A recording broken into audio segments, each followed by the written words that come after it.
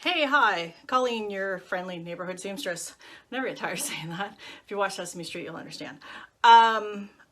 Today we're going to talk about scissors. We're going to talk about all the things that you can cut fabric with or cut yourself with if you're not careful. Safety is number one, very important. Some of these scissors are very, very sharp, others not so much. The sharper the scissors, obviously the better job it does. Also, weirdly, the length of the scissors, the better job it does in cutting. So you'll often see tailor's shears, which are very, very long, and they're meant so that when you cut the fabric, you don't have to lift the fabric. You're just making a single motion cut all the way through because you don't want to put ripples in your fabric. So I'm going to show you all the different kinds of scissors, right? So there are pinking shears. That's these guys, right? You probably have these in your craft drawer. These you can use to cut the edges of fabric so that they will not fray.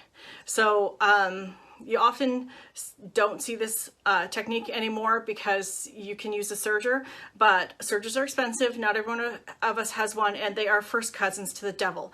So even though I have one, I prefer to pink unless I absolutely have to serge because we don't really get along, me and the serger. Okay, so then I have these scissors.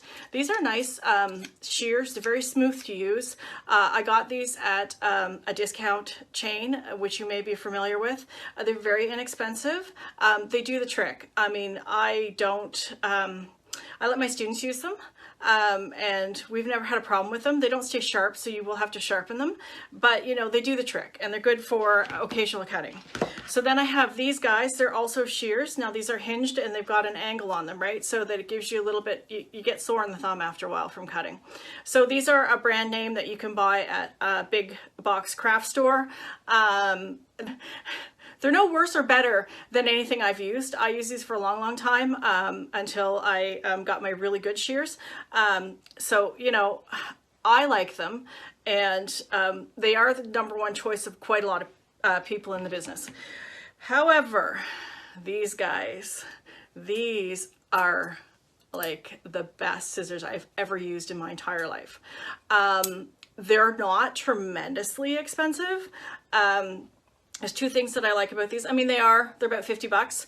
I had to order them from a supplier. You can't just go into the store and get these. But you can, I think, buy them on Amazon now, which is somewhat strange to me. The thing that I love about these scissors, not only are they smooth to use and they come in all different sizes and blah, blah, blah, but they also come in left-handed scissors. So I am left-handed, but I have learned how to do everything right-handed, so it's really weird for me. But if you have a left-handed sewer that has learned everything to do left-handed, it's not just the handle that's reversed on these, the blades are reversed as well. So you can actually use them as a left-handed person.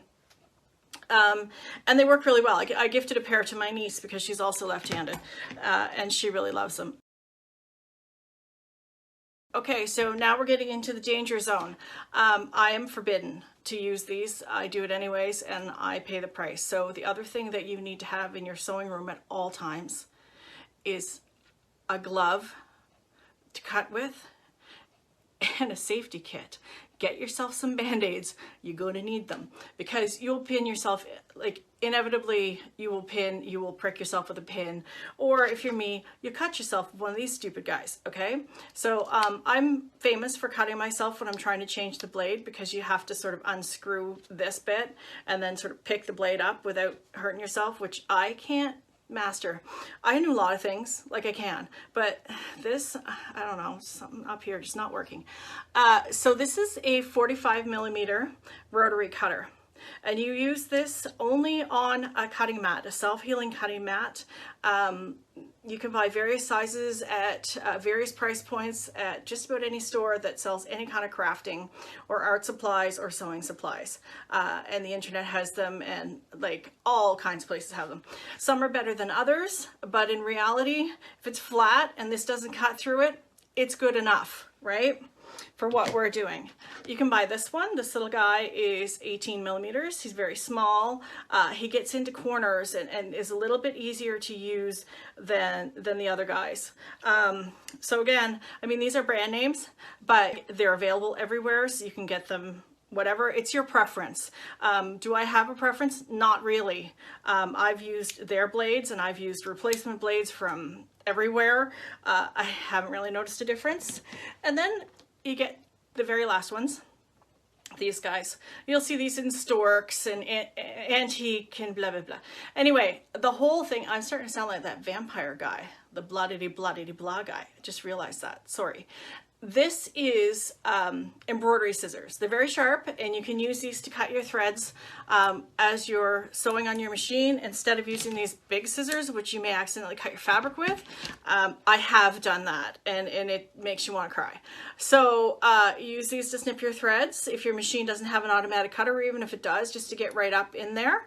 And of course, you can use this with hand sewing and embroidery. So these are the types of scissors that you need to have.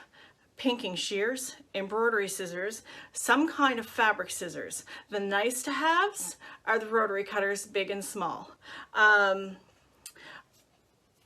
you obviously will need a cutting mat, because you do not want to cut up, you know, bits and pieces of your tables or countertops or, you know, whatever.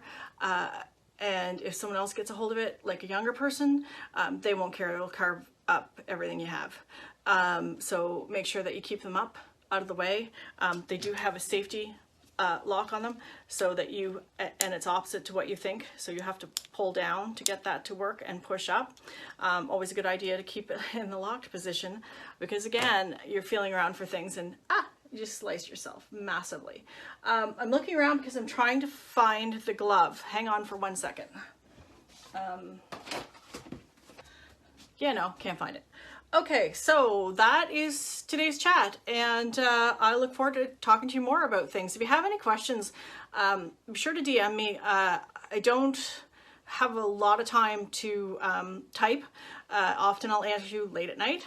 I also do phone calls because I can talk and sew, but I cannot type and sew. Okay, so have a great day.